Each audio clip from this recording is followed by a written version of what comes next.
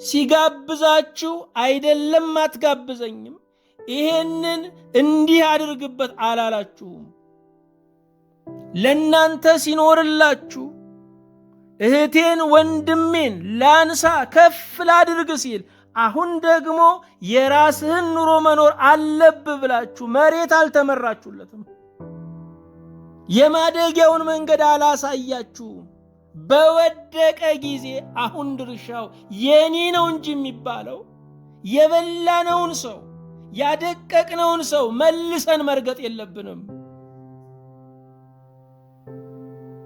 አዎ ዛሬ በብዙ መንገድ የ10 ቤተሰብ የ20 ቤተሰብ ሸክም ተሸክሞ ልክ ሲሞት አላውቅበት ብሎ ነው እያልን እናለቅሳለን። እኛ እንደገደል ነው ግን አይገባንም።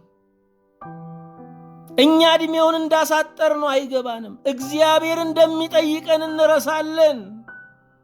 እግዚአብሔር ስላጠቃናቸው ደጎች አንድ ሳሉ ይህን ሁሉ ቤተሰብ ተሸክመው ተንገዳግደው ያለ ዕድሜያቸው እንዲያረጁ ያለ ቀናቸው እንዲሞቱ ስላደረግናቸው ይጠይቀናል።